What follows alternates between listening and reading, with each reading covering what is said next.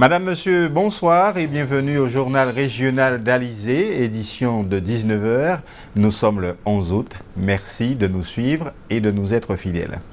Dans l'actualité de la Guadeloupe, l'acclimatation qui se poursuit pour nos deux fameux lamantins, les deux premiers individus du repeuplement programmé de cette espèce disparue de nos eaux au siècle dernier. Depuis mardi, ils sont au centre d'élevage de Blachon au Lamentin, dans un bassin qui leur est dédié et sous une surveillance constante, notamment de la part de soigneurs dont certains sont venus du zoo de Singapour qui était leur précédente demeure. Cette réimplantation des Lamentins dans la baie de Blachon est en quelque sorte une petite leçon d'histoire et même d'orthographe. Le lien entre ces mammifères marins et la ville du Lamentin croit qu'elles s'écrivent différemment. Explication, Johan Charpentier-Titi. À l'instar de son homonyme martiniquaise, la commune de Lamentin, fondée en 1720, tire son nom de la présence dans sa baie du mammifère marin, le Lamentin, avec un A. Mais voilà, cela fait bien longtemps que la baie de Blachon n'héberge plus cette espèce dans ses eaux, la faute à l'homme. On a décidé à travers ce projet, je l'ai dit, de réparer une erreur de l'histoire. Les Lamentins ont été détruits, chassés par l'homme. Et puis au fur et à mesure aussi, on a vu un phénomène d'accentuation de la pollution. Alors aujourd'hui, on a décidé de revenir sur les choses, de dépolluer le site, de rétablir les écosystèmes, de donner toute sa place au patrimoine naturel guadeloupéen. Un projet mené de front par le Parc national de Guadeloupe et la ville. C'est d'abord un projet scientifique, il faut qu'on le sache, mais c'est rendre justice aussi à la nature que de faire revenir dans son milieu naturel, dans son milieu originel, bien, un mammifère qui a donné son nom à la commune de Lamentin. Donc pour nous, le symbole est très fort. En effet, outre le clin d'œil historique, le Lamentin est une sorte d'indicateur écologique. L'animal devrait permettre d'estimer l'état de santé de la baie de Blachon et plus généralement celle du grand cul-de-sac marin. Pour accompagner Caillé Junior, les deux mâles arrivés en provenance de Singapour, 13 autres spécimens sont attendus. Le parc national est en contact avec le Brésil, le Guyana, le Mexique et la Colombie. Avec la reproduction, ce sont 100 à 150 lamantins que le parc national espère relâcher dans les eaux de Blachon, avec un intérêt touristique certain pour la commune. Bien sûr, c'est un animal qui va forcément attirer un public. Donc, il faut trouver l'adéquation, il faut trouver la bonne harmonie entre le projet scientifique et bien sûr un projet touristique. C'est ce que je disais ce matin, il va falloir être innovant, être fécond, créer une manière pour que le public puisse pouvoir venir à Blachon sans pour autant déranger le projet scientifique. Voilà qui devrait rétablir une situation quelque peu incongrue. La prochaine fois que l'on vous demandera pourquoi le Lamentin se nomme ainsi, vous pourrez répondre sans équivoque que c'est en référence aux mammifères qui peuplent ces eaux. L'actualité sociale avec la grève à la mairie de Capesterre-Belo, plus de 3 mois de conflit entre le syndicat UTC-GTG et la municipalité. Les négociations qui devaient reprendre aujourd'hui n'ont finalement pas eu lieu. Et puis la préfecture qui annonce un renforcement des contrôles routiers durant le week-end prolongé du 15 août à venir. L'alcoolémie et la consommation de produits stupéfiants seront particulièrement ciblées aux entrées et aux sorties des fêtes patronales, qui on le sait sont nombreuses en cette période. La préfecture qui annonce par ailleurs la mise en œuvre de nouveaux moyens pour lutter contre les excès de vitesse. Et par exemple, 6 des 20 radars qui existent sur l'ensemble de la Guadeloupe seront désormais équipés, ou plutôt bientôt équipés, de la fonction double sens. Plus d'une demi-tonne de cannabis saisie dans un conteneur sur le port de Ouan par les douaniers, 580 kg 540 très exactement, sous forme de plaquettes de résine emballées dans du papier alu. La marchandise était destinée à la Martinique et provenait de la région parisienne. Des investigations sont conduites à la fois à Rouen, à Paris, en région parisienne et en Martinique. Les premières informations ne révèlent pas pour l'instant si cette marchandise était destinée au marché martiniquais ou alors ne devait que transiter dans l'île Sœur. En tout cas, son estimation, sa valeur plutôt, est estimée à 3,5 millions d'euros. Un mot d'économie tout à fait légal, celle-là, avec un secteur qui, a priori, dans cette période, devrait connaître, dans cette période de grandes vacances, devrait connaître de la grande affluence. C'est le secteur, bien sûr, de la restauration. Mais ce n'est pas vraiment le cas, selon certains professionnels. Le mois de juillet a été plutôt timide et la fréquentation ne commence que maintenant. Le reportage d'Eddy Elatré. Cette période de vacances affiche une activité moyenne dans l'ensemble pour les restaurateurs interrogés dans cette zone commerciale de la Marina. Le mois de juillet a été marqué par une baisse générale suivie d'une amélioration notable au mois d'août. Gérard, qui est dans le métier depuis plusieurs années, ne s'en plaint pas, mais pense que c'est perfectible. Moi je suis dans une niche, donc cette niche elle fonctionne, pas m'en plaindre. Mais on sent que l'économie guadeloupéenne s'essouffle un peu depuis quelques temps. Maintenant, on tient la jugulaire, mais on sent quand même une baisse générale. D'un restaurant à l'autre, les avis restent partagés avec des fins de semaine plutôt favorables. C'est variable, le mois de juillet était plutôt calme, mais bon, c'est toujours une période un peu calme le mois de juillet. Le mois d'août, ça repart un petit peu. Et puis, quand même, je pense que le mois d'août a bien fonctionné par rapport à l'année dernière. Il y a eu une amélioration, voilà, mais il y a encore du travail à faire. Le mois de juillet, je dirais qu'il a été très calme. Le mois d'août est visiblement un peu mieux parce que nous avons des touristes métropolitains. La clientèle locale, bien sûr, n'est pas trop là puisque beaucoup de gens sont partis, effectivement, je pense, ailleurs. Mais nous avons également... je pense que l'activité, effectivement, pour l'instant, est meilleure que l'année dernière, pour le mois d'août. Même dans les périodes où on dira que nous avons moins de monde, il faut effectivement garder la foi, l'espoir, effectivement, parce que faisons un beau métier déjà. Et nous avons des gens charmants qui viennent nous voir. On semble ici loin des recettes comptabilisées sur le reste de l'année, mais ne dit-on pas que l'espoir fait vivre? L'actualité dans notre grande région maintenant, nous irons notamment au Forum social mondial qui se tient actuellement à Montréal au Canada. Il y est notamment question de l'industrie minière dans toute l'Amérique centrale, car des syndicats guatémaltèques, salvadoriens ou encore nicaraguayens réclament l'amélioration des conditions de travail des mineurs. À l'occasion de l'édition 2016 du Forum social mondial à Montréal, des mineurs et leurs représentants syndicaux du Nicaragua, Guatemala et Salvador se sont déplacés au Canada pour réclamer l'amélioration de leurs conditions de travail et pour dénoncer les conséquences sociales, économiques et environnementales de l'industrie minière dans leur pays. Ils ont déclaré que ces multinationales présentent à la population locale leurs projets d'extraction comme une source de fort développement pour eux, alors qu'en réalité, leurs activités provoquent l'appauvrissement de la population et fragilisent les travailleurs qui n'ont aucune sécurité de l'emploi. L'activité minière cause aussi une contamination des eaux dont s'abreuvent les habitants et de la terre à l'arsenic, à l'aluminium et au mercure. La présence de ces militants au Canada n'est pas anecdotique.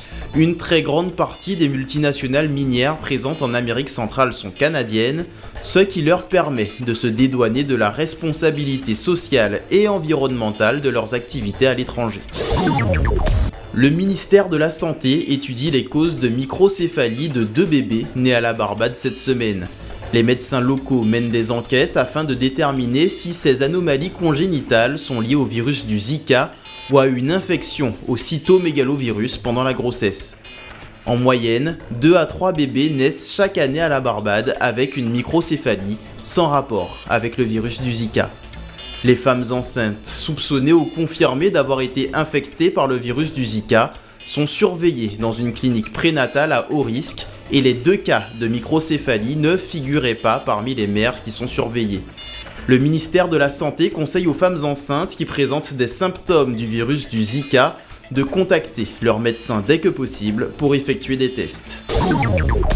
La persistance de la crise, les pénuries, l'effondrement du secteur médical et l'inflation galopante ont conduit les jeunes vénézuéliennes à opter à contre-cœur pour la stérilisation. En effet, la disparition des tablettes des magasins des moyens de contraception réguliers comme les préservatifs et les pilules de contrôle des naissances ont laissé peu de choix aux jeunes femmes. Bien qu'il n'existe pas de statistiques officielles sur les stérilisations, les médecins. Petit souci juste à la fin de ce sujet. Parlons sport avec les épreuves d'athlétisme qui commencent demain aux Jeux Olympiques de Rio. L'occasion pour nous ce soir de revenir sur cette rencontre entre deux anciens très grands champions. Une rencontre qui s'est déroulée en mai dernier chez nous-mêmes, en Guadeloupe. L'Américain Tommy Smith, c'était l'un des héros de ce fameux podium du 200 mètres de Mexico avec son compatriote John Carlos. Il avait alors levé le poing ganté de noir pour dénoncer la ségrégation aux États-Unis. Tommy Smith, donc, qui avait rencontré en mai dernier Roger Bambuc, le Guadeloupéen, qu'on ne présente plus. Mexico 1968, Baie-Mao 2016. Deux athlètes de grand talent, deux hommes de grande qualité. Une histoire qui restera à jamais dans les mémoires, celle de Tommy Smith, champion olympique du 200 mètres, brandissant son poing ganté en signe de protestation contre le sort réservé aux Afro-Américains. Et un spectateur privilégié, Roger Bambuc, à quelques centimètres de la légende américaine, une vingtaine de secondes avant son titre. Roger Bambuc est un bon ami, je l'ai rencontré il y a longtemps. J'ai couru contre lui à Mexico, il était à la ligne 2 et moi à la 3.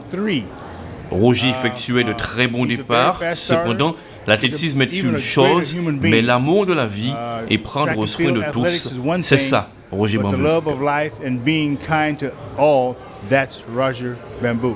Et qui de mieux qu'Antoine Chérubin, célèbre entraîneur guadeloupéen, pour décrire ce qu'a pu apporter Roger Bambuc à l'athlétisme français. L'hommage est vibrant, la foule conquise. Monsieur Roger Bambuc, le seul athlète français jusqu'à présent à avoir été triple finaliste olympique 100, 200, 4x100 avec médaille de bronze à l'appui. Monsieur Roger Bambuc mérite tout notre respect. Et quand on fait le total, il a devancé Tommy Smith. Tommy n'a fait que le 200. Cinquième de la finale du 200 mètres des Jeux Olympiques de 1968, Roger Bambuc n'a pas vu ce fameux point levé sur le podium. Obligé de rentrer se reposer avant de disputer le lendemain la finale du 4x100 mètres dont il finira médaillé de bronze avec le relais français. Je n'ai rien vu de la cérémonie du podium. J'ai vu ça après à la télévision qui était dans le village et j'ai eu des échos par les athlètes et les journalistes qui m'ont raconté ce qui s'était passé. Mais cela ne l'empêche pas de tenir Tommy Smith en très haute estime. Tommy Smith est une grande figure du monde entier. Ce n'est pas seulement une grande figure sportive, c'est une grande figure humaine. Et le rencontrer ici en Guadeloupe, de voir comment les Guadeloupéens le reçoivent et surtout la grande disponibilité dont il fait preuve, je me dis qu'il y a avec des hommes comme ça beaucoup d'espoir à ce que le sport se développe de cette façon-là.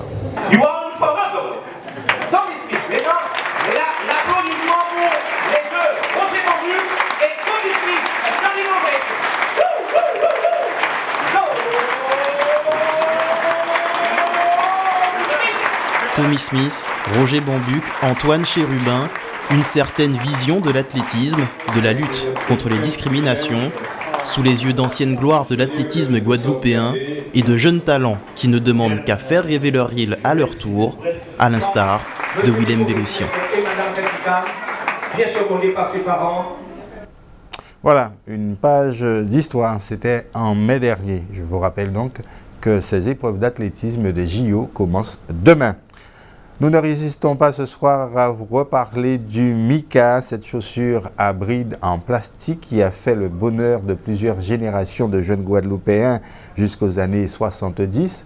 Eh bien, revoilà le Mika revu et corrigé à la mode. Il fait aujourd'hui le bonheur de plusieurs générations et vous en verrez sans doute à l'occasion de ces grandes vacances beaucoup emportés sur nos plages. Le reportage de Cécile Allègre. Ils ont su traverser le temps. Noir, rouge, transparent ou jaune, il y en a pour tous les goûts. Si vous les aviez rangés dans vos placards il y a quelques années, il est grand temps de les ressortir. Accessoires vintage, diront certains, les Mika sont de sortie pour les vacances. Les magasins de chaussures font d'ailleurs le plein pour répondre à la demande des jeunes et des moins jeunes. Tout le monde porte des Mika, toujours d'actualité, mais oui. Et il y en a même qui achètent deux couleurs, par exemple un vert, un jaune, Et s'ils ont la même pointure, ils se partagent les côtés. Alors ils mettent un côté vert, un côté jaune. La tendance, c'est les couleurs, hein. Moi, toutes les couleurs, mais on vend aussi beaucoup le noir. Longtemps répandues dans les écoles et dans les familles modestes, ces chaussures en plastique ont aujourd'hui prouvé leur utilité. Qu'on les porte dans le cadre de son travail ou pour le loisir, ces sandales sont devenues un outil indispensable. Certains sont même devenus des consommateurs réguliers. Il y en a qui prennent pour la plage, il y en a qui viennent. On a même un client très fidèle dans les Mika qui vient chaque 15 jours acheter 2 paires de Mika pour la pêche. Il nous dit qu'il ne peut pas aller à la pêche sans ça. Maintenant les enfants, on leur donne ça pour aller à la plage ou pour courir, pour gambader. Mais moi c'était pour aller à l'école. Ce magasin, bien connu à Pointe-à-Pitre, en vend presque 30 paires par jour. Alors si les tongs font fureur aujourd'hui, les Mika, aussi appelés plastiques ou titik, n'ont pas dit leur dernier mot et comptent bien rivaliser encore longtemps. Et puis parlons de nos plages où justement vous verrez sans doute ces Mika pendant cette période. Certaines ont la cote, d'autres beaucoup moins. Alors quelques éléments de ce qui attire les plagistes sur tel ou tel coin de notre île. Nouvelle enquête de Cécile Allègre. Ces plages paradisiaques sont nombreuses sur l'archipel. Entre la sécurité des enfants et le plaisir des yeux, chacun a ses critères pour décerner à sa plage la palme d'or de la plus agréable. La Dacha, située au cœur du Gosier, très prisée pendant les vacances, séduit les nouveaux arrivants sur l'île. Il y a une magnifique plage ici, la plage de la Dacha, où on peut aller tous les matins pour faire un peu de sport à l'îlet du Gosier, faire un petit aller-retour sportif. C'est très bon pour le moral et ça nous permet de bien profiter des vacances avant de reprendre la rentrée. Par rapport aux plages qu'on a l'habitude de voir en France métropolitaine avec des plages bondées de touristes, notamment dans le sud de la France, là c'est assez calme avec en plus des arbres qui sont assez reposants pour se mettre à l'ombre. Après au niveau des équipements, ça dépend ce qu'on recherche. Moi je suis plus adepte des plages un petit peu plus tranquilles, comme ici le matin il n'y a pas énormément de monde, on peut très bien profiter. Au sud Grande Terre, la plage du bourg de Sainte-Anne accueille de nombreuses familles. Entre les restaurants, la structure gonflable et les magasins, tout est fait pour attirer le plus de monde possible. Aux yeux des baigneurs, l'opération est une réussite. Ici c'est quand même mieux niveau rien que pour entrer dans le sable, on n'a pas de cailloux aux pieds, la mer est calme avec les corails qu'il y a sur le côté qui protègent des vagues. Pour les enfants c'est super agréable, je trouve qu'il y a plus de protection à ce niveau-là. L'environnement est super, il y a pas mal de commerces, il manque rien dans le coin quoi. Et, voilà pourquoi Sainte-Anne c'est quand même le meilleur. Parce que le sable est blanc, parce qu'il n'y a pas de pierre, parce qu'on a un plan d'eau super, parce qu'on a une belle vue. Il y a beaucoup de monde, il y a de l'animation et puis voilà. Il y a du soleil, en plus le soir on peut venir, il y a de la lumière, voilà. On se sent plus en sécurité quoi. Moi j'aime beaucoup venir ici parce qu'en fait d'abord la couleur de la mer est absolument excellente et j'aime bien parce que je trouve que c'est la plage où on est le plus proche des gens de Guadeloupe. Et je trouve ça très sympathique, on voit vivre les gens, on voit la manière dont ils vivent, je trouve que c'est agréable. Malgré l'attachement des locaux et des vacanciers à leur plage, ils attendent souvent une amélioration de certaines structures. Il manque des douches, il manque quand même des espaces pour pouvoir installer les familles, des tables. Pour l'aménagement, je pense qu'il y a beaucoup de choses à faire. Le parking il est assez grand, mais en fait ce serait quand même mieux, bon c'est vrai qu'il n'y a pas beaucoup de place, mais d'aménager un parking à l'entrée déjà. Avec celui-là en plus, ce serait déjà mieux. Il n'y a pas de douche et ça manque. Et il pourrait peut-être y avoir des douches pour le rinçage, ça pourrait être vachement sympa. En attendant que leur plage préférée atteigne la perfection, les Guadeloupéens et les visiteurs profitent de leurs vacances pour apprécier ce que leur offre quotidiennement la nature. Avant de nous séparer, le temps qu'il fera sur notre archipel ce soir et dans la matinée de demain, après une très nette éclaircie, ce soir, le ciel sera de nouveau très nuageux en matinée demain, avec des averses à peu près sur toutes les îles de l'archipel, et ce malgré un soleil plutôt ardent. Les températures seront comprises entre 26 et 31 degrés. Voilà, c'est la fin de cette édition. Merci de l'avoir suivi. Dans un instant, l'actualité dans le reste du monde. Je vous donne rendez-vous demain, 12h30.